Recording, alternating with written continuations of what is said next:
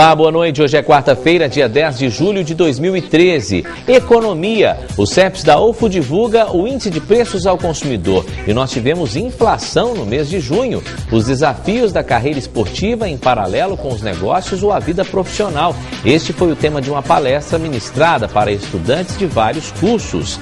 Alunos e profissionais de saúde já podem se inscrever para a 36ª Semana da Enfermagem e o segundo simpósio de biossegurança da Estes. Determinação do Ministério da Saúde. A partir de agora, o portador da doença reumática terá acesso ao medicamento essencial no tratamento pela tabela SUS. Estas e outras informações a partir de agora no TV Notícias, que está no ar pela TV Universitária.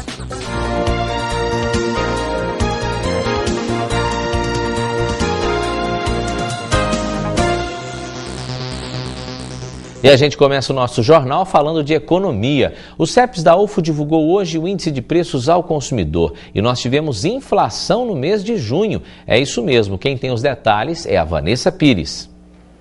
O índice no mês de junho foi de 0,03%, o que representa um ponto percentual inferior ao mês de maio. Quem vai falar mais sobre este índice é o economista Álvaro Fonseca. Quais foram os grupos que influenciaram a inflação no mês de junho?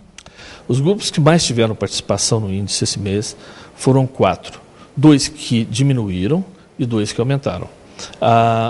As diminuições tivemos no grupo da alimentação, no grupo da habitação, os 2 grupos de maior ponderação no IPC, e essa diminuição desses grupos foi compensada por alguns aumentos no grupo de artigos de residência e no grupo de transportes. E aí, julgando-se uns contra os outros grupos não tiveram grande participação, julgando-se uns contra os outros, o índice chegou a esses 0,03%.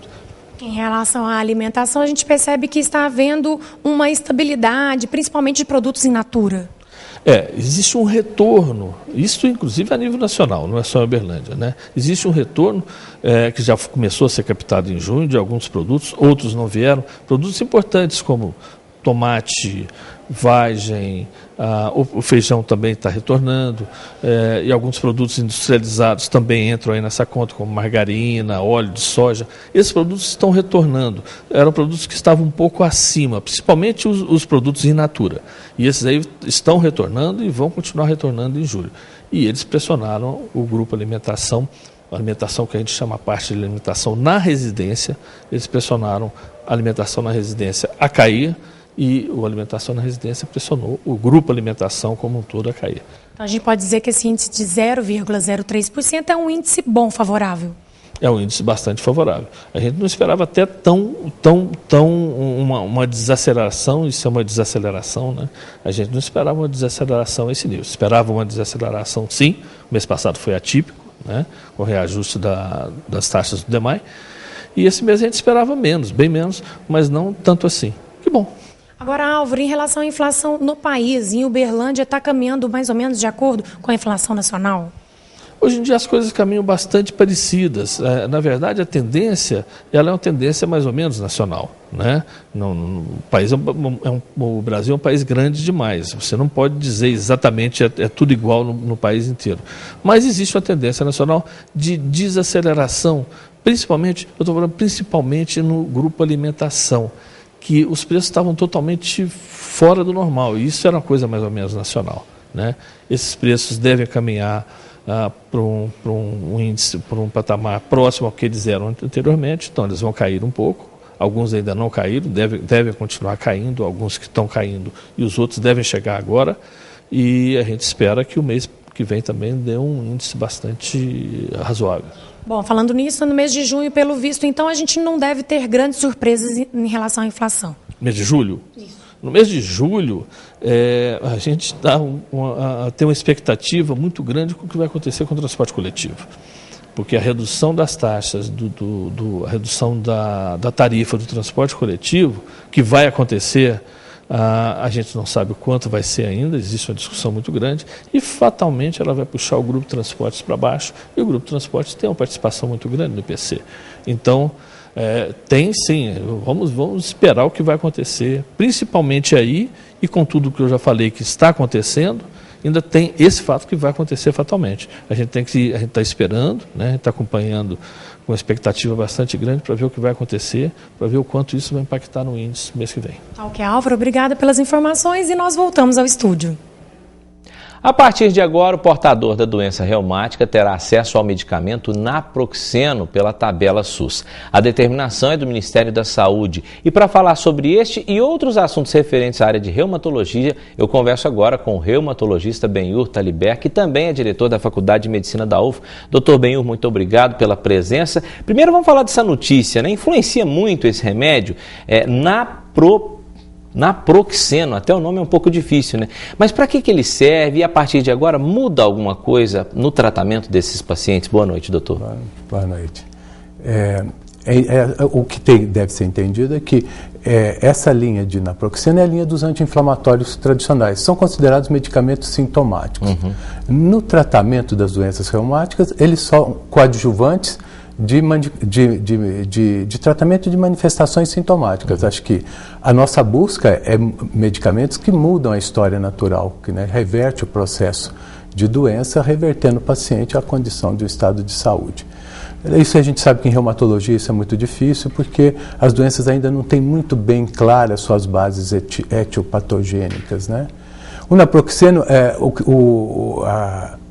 a dispensação pelo SUS de medicamento anti-inflamatório é muito restrita, né? Aos diclofenac, ou então aos antigos, ao ácido acetilsalicílico, aspirina. Então era muito restrito. Então esse é mais um dos outros anti-inflamatórios que são usados no nosso dia a dia, mas que hoje poderia estar incorporado. Ele não traz um diferencial importante no tratamento de base das doenças, mas sim como medicamento anti-inflamatório coadjuvante. E no caso de outros medicamentos, como é que está essa dispensação pelo poder isso realmente público? Existe, né, na política, principalmente nas secretarias de Estado, a política de terapias, né, de biológicas que a gente tem falado, que hoje os laboratórios estão pesquisando e colocando já na prática, no uso do dia a dia, de medicamentos que interferem nesse processo de doença. Se a gente for olhar assim, o que essas doenças, principalmente inflamatórias, há que ressaltar que nós estamos discutindo doenças inflamatórias. A nossa linha de doenças reumatológicas inclui as doenças de caráter psicogênico, psicossomáticos, que necessariamente não têm bases anatômicas, bases morfológicas de inflamação, tem um componente psicogênico muito forte, e as doenças degenerativas, doenças de desgastes, que são a osteoartrose, que é o contingente maior do nosso campo. As doenças inflamatórias é um contingente de doença menor, mas que causa uma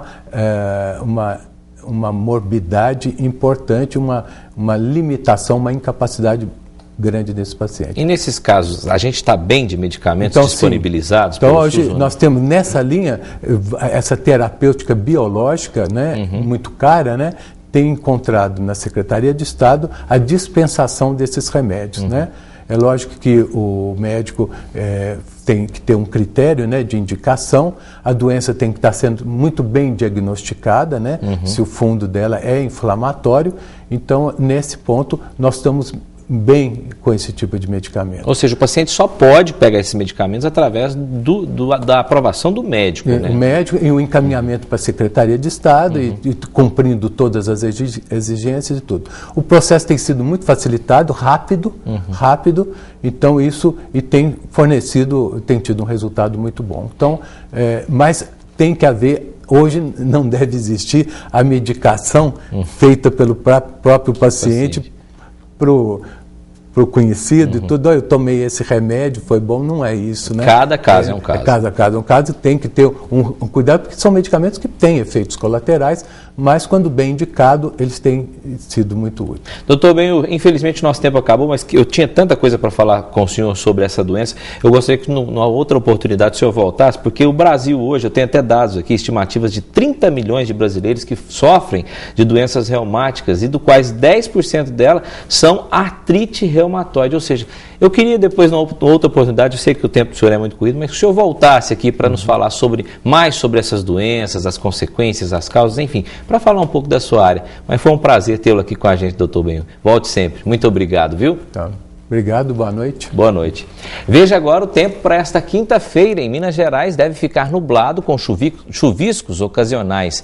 No Triângulo Mineiro o dia será de tempo ensolarado. Em Uberlândia, sol entre nuvens pela manhã e não há previsão de chuva. A mínima prevista é de 12 graus e a máxima 27. Confira o tempo em outras cidades do estado. Sol pela manhã em Prata, não há previsão de chuva, mínima de 13 e máxima de 26 graus. Tempo quente durante o dia em Lagoa Formosa, não deve chover, mínima de 12 e máxima de 25 graus. Predomínio de sol em Araporã, à tarde céu coberto de nuvens, mínima de 16 e máxima de 28 graus. Sol entre nuvens em Cruzeiro da Fortaleza, a temperatura varia entre 11 e 25 graus. Daqui a pouco, novidades na área de reumatologia. Portadores da doença podem ter acesso a um medicamento essencial no tratamento. A gente volta em instantes.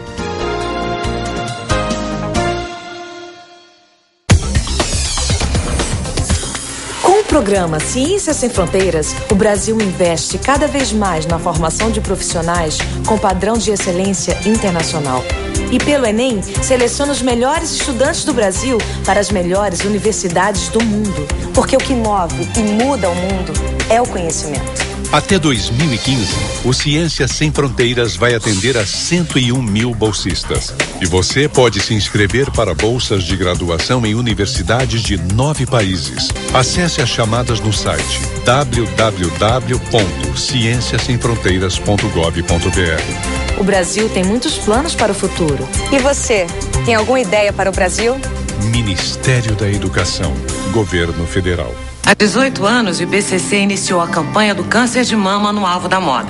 E eu logo me juntei à causa. Mãe, você e eu. Em 18 anos, o IBCC cresceu bastante. Visite um mastologista anualmente e faça os exames de rotina. Quanto mais cedo o câncer for descoberto, maiores são as chances de cura. Junte-se a essa causa. Ou compre os produtos com o alvo azul. O câncer de mama no alvo da moda. Essa luta dura uma vida inteira. Toda criança alfabetizada até os 8 anos.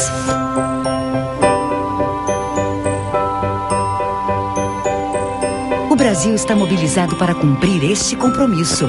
Para que toda criança saiba ler, escrever e fazer as operações matemáticas básicas na idade certa. O trabalho já começou. Durante os próximos 2 anos, os professores do 1º ao 3º ano do ensino fundamental serão beneficiados por cursos de aperfeiçoamento e bolsas de estudos. As escolas receberão novos materiais pedagógicos e recursos digitais. E com avaliações periódicas, será possível acompanhar o desempenho de cada aluno em todo o país. Você também faz parte deste compromisso, com o presente de cada criança, com o desenvolvimento de um país inteiro. Para saber mais, acesse pacto.mec.gov.br. Ministério da Educação, Governo Federal. Passageiros que planejam viajar de ônibus podem consultar empresas, horários e itinerários em uma única página. A parceria entre uma empresa de ônibus de Uberlândia e o Google facilita a procura pela passagem. O serviço está disponível há algumas semanas. Diariamente, milhares de pessoas embarcam e desembarcam nas rodoviárias do país. Ônibus que levam para perto ou longe. Mas muitas vezes, o passageiro não sabe qual empresa faz o itinerário que ele deseja ou os horários corretos. Mas para facilitar a viagem dos brasileiros, uma empresa de tecnologia da informação criou um aplicativo em parceria com o site de buscas Google. A ideia surgiu do Alberto, que é o CEO da nossa empresa aqui. Ele pensou, o Google Maps tem rota de carro, rota dentro do município, e ele teve essa ideia e entrou em contato com o Google e lançou essa ideia. Eles já tinham outros projetos no exterior e acharam muito interessante ter uma parceria com uma empresa que já dispunha de 30% das rotas. Para encontrar o ônibus adequado, o passageiro coloca no Google o nome da cidade de partida e chegada. Ao escolher a opção transporte coletivo, ele preenche o dia e horário do embarque. O dispositivo busca um melhor trajeto e empresa que oferece os melhores itinerários. O dispositivo é novidade no mercado e o primeiro da América Latina. Algumas vezes você vai viajar para algum destino que você não tem a menor ideia de que empresa que faça esse destino. Isso facilita muito a vida, porque eu simplesmente coloco que eu quero ir de Uberlândia, de São Paulo para o Rio de Janeiro, e ele já me dá quais as empresas que fazem esse trecho e quais os horários disponíveis para eu viajar. Depois de 2 anos em desenvolvimento, o projeto já contempla 5.000 viagens, cobrindo 840 cidades do país e 656 rotas. Segundo o gerente de marketing, o projeto caminha para atingir 100% das empresas de ônibus e futuramente monitorar a rota dos veículos em tempo real. Hoje no Brasil a tecnologia é tão avançada quanto fora do Brasil. O que a gente precisa mais são de ações dessas de pioneirismo, de ir atrás, de buscar para fazer parceria com grandes empresas como o Google ou outras assim, para a gente conseguir desenvolver um pouco mais essa área de transporte rodoviário. Para aqueles que usam o transporte coletivo intermunicipal, a notícia foi positiva. Todo mundo tem ali uma internet no celular, em casa, sabendo, você tendo uma segurança, um contato de onde aquele ônibus está, que não aconteceu nada, que está chegando bem. Acho que é uma vantagem, sim. Eu acho que fica muito mais tranquilo com essas informações rápidas, né, que nós temos, né? Estudantes e profissionais de saúde ainda podem se inscrever para a 36ª Semana da Enfermagem e o 2º Simpósio de Biossegurança da Escola Técnica de Saúde, a ESTES da UFO. Para falar sobre este assunto, eu converso agora com o João Carlos Oliveira, que é coordenador geral deste evento. João Carlos, muito obrigado pela presença. Quer dizer que nós temos mais uma, Semana da Enfermagem, mais um simpósio de biossegurança, que vai ser realizado ainda no fim de julho e início de agosto, especificamente dia 30 até o dia 1º de agosto, mas as inscrições foram prorrogadas, tem mais um tempo, pessoal, se inscrever, é isso mesmo, né? Boa noite. Sim, boa noite. Obrigado. Com certeza, como você já disse, os estudantes e profissionais e outros interessados com áreas afins para essa questão da área da saúde, biossegurança, já podem e ainda podem se inscrever, inclusive com trabalhos, porque a escola técnica, ao longo desses 40 anos, realiza agora a sua 36ª Semana de Enfermagem e, no caso, o 2º Simpósio de Biossegurança, cujo objetivo maior é fazer essa integração entre os diferentes profissionais e outros interessados nessa temática da saúde, de uma maneira mais ampla e também junto com a questão da biossegurança. É claro que na proximidade do evento, a gente vai voltar a falar sobre o evento, mas eu já quero te perguntar, até por interesse das pessoas em se inscrever, qual que é a programação, o que vocês estão pretendendo para esses 2 eventos que acontecem simultaneamente? Nós teremos, por exemplo, no dia 30, que é a abertura, nós vamos ter a oportunidade de discutir questões das mais variadas situações, quer dizer, como que, por exemplo, se comunica, como que o profissional da área de saúde comunica com o paciente ou até com seus familiares. No dia 31, nós teremos uma questão maior, que é uma professora que vem da Fiocruz, no Rio de Janeiro, que vai discutir essa questão da gestão ambiental ligada à biossegurança, porque é uma questão muito forte que nós temos também para trabalhar. E junto com esse dia, nós teremos 3 blocos de discussões sobre essa questão, por exemplo, na área da engenharia biomédica, como que um profissional da área de engenharia biomédica tem dado a sua contribuição com o uso de equipamentos, junto com os profissionais da área de saúde, e você dentro de um hospital, como que isso é organizado, como que isso é gestado, como que isso é administrado, esses equipamentos. Nós temos também, por exemplo, no dia 31 e no dia 1º, na parte da manhã nós teremos a apresentação dos trabalhos, porque nós pautamos também dentro do cronograma que diferentes profissionais tivessem a oportunidade de expor seus trabalhos, tanto da forma oral como pôster. Por quê? Muitas vezes, por mais que a pessoa participe do evento enquanto debate, enquanto discussão, ele gostaria de mostrar a sua pesquisa, seu projeto, seu trabalho feito com e para a comunidade, com os estudantes. Então nós temos... Quer dizer, a programação está bem vasta, né? Com eu certeza. Sei que a gente vai divulgar mais aqui no TVU Notícias, mas eu gostaria só para finalizar, João Carlos, que você falasse então como fazer para as pessoas participarem, se elas quiserem, como fazer as inscrições que vão até dia 26 de julho, hein? O local correto é entrar no site www.estes.uf.br e lá já tem o link que você clica e já abre, vamos dizer assim, uma página para você preencher seus dados e enviar os seus dados para você fazer a sua inscrição. É simples, É super simples. Lógico que se alguém tiver alguma dificuldade, provavelmente o sistema já indica os telefones, as informações todas completas para que a pessoa tenha a oportunidade de fazer sua inscrição. Que coisa boa. Então, estes.ufo.br para você ter todas as informações e fazer a inscrição. João Carlos, muito obrigado, volte sempre e boa sorte para você e sucesso nesse novo evento. A gente agradece. Um abraço. Depois do intervalo, os desafios da carreira esportiva em paralelo com os negócios ou a vida profissional. A gente volta já. A parceria Cultura e Educação vai fazer da escola pública um lugar de encontro, criação e circulação da diversidade da cultura brasileira.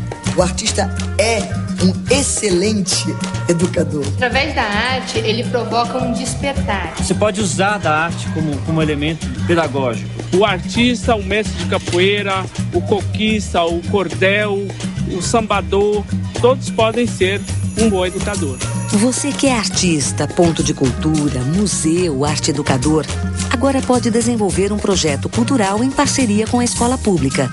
Apresente sua ideia no Mais Cultura nas Escolas. Eu acho que a gente aprende com o corpo, a gente aprende fazendo, a gente aprende experimentando. E as artes, elas fazem isso. Participe do programa Mais Cultura nas Escolas. Construa seu projeto com uma escola parceira. Acesse o portal do MEC. Ministério da Educação. Governo Federal. No teatro, eu posso viver vários personagens, ser pessoas diferentes. Mas as minhas digitais nunca mudam. Por isso, na hora de votar, ninguém pode se passar por mim. O recadastramento biométrico começou em várias cidades do país. É a Justiça Eleitoral tornando as eleições ainda mais seguras. Verifique se na sua cidade está acontecendo a biometria. Informe-se no site tse.jus.br. TSE, Justiça Eleitoral. Agora é hora de dormir. Pai, a Luana vai voltar pra casa? Não, filha. Agora somos só nós dois. Na escola falaram que ela foi levada por um cara mau. É verdade? Ela foi levada por um... Por um monstro, papai? Filha. Tipo um monstro. Ele tinha garras, pai? Uma arma? Ele tinha um carro, filha. Apareceu de repente. Eu tentei fugir, mas foi tudo muito rápido. Pai, ninguém vai pegar esse monstro? Esse já foi punido, filha. Mas ainda tem muitos por aí. Imprudência não é acidente, é crime. Contra a vida de quem foi, contra a vida de quem fica.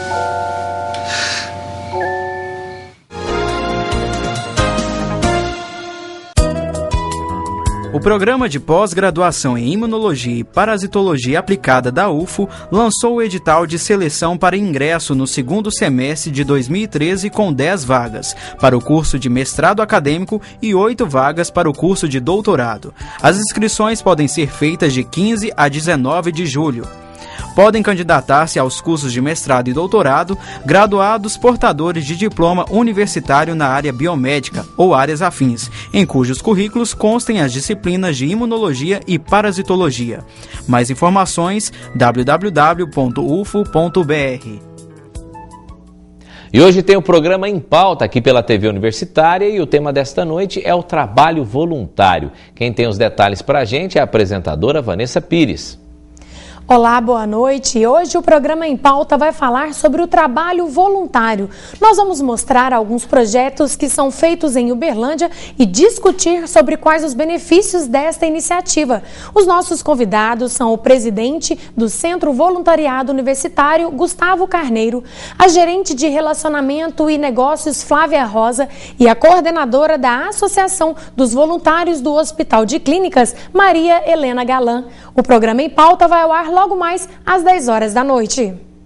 Muito obrigado, Vanessa. Então, o Em Pauta daqui a pouquinho está imperdível. Os desafios da carreira esportiva em paralelo com os negócios ou a vida profissional. Este foi o tema de uma palestra ministrada ontem à tarde para estudantes de vários cursos aqui da universidade. Em um dos auditórios da UFO, Esporte em Destaque. E o que a gente tem hoje é o esporte. O esporte tem que ser primeiro institucionalizado. Na palestra ministrada por uma professora especialista em gestão de negócios, um paralelo da história e da vida de alguns dos principais atletas brasileiros é traçado junto às carreiras profissionais tradicionais no país. O mercado esportivo em franco crescimento e que movimenta bilhões na economia mundial proporciona sucesso em um curto espaço de tempo, mas para quem adota estratégias específicas de administração, como planejamento. Eu entrevistei já alguns ex-atletas e eles falaram que, se eles pudessem ter feito, um plano de objetivos, onde que cada um queria chegar, eles teriam alcançado isso de uma forma melhor. Eles teriam alcançado resultados melhores. Então é muito importante você não querer só fazer o meu melhor, essa frase fica muito vaga. Então a gente precisa ter um objetivo bem definido, porque se a gente tem um plano, a gente consegue esse objetivo de uma forma mais clara, e de uma forma mais eficiente. Para quem participa da palestra, o evento traz lições que valem a pena para qualquer aluno colocar em prática. As carreiras também na área de negócios começam muito cedo, assim como a carreira esportiva, e a gente vê a necessidade de todos esses jovens, profissionais, planejarem as suas carreiras, às vezes determinarem, visualizarem as etapas de suas carreiras, E o nosso TVU Notícias de hoje fica por aqui. Lembrando, amanhã, quinta-feira, a gente está de volta às 6h30 da noite. Eu espero por você. Até lá.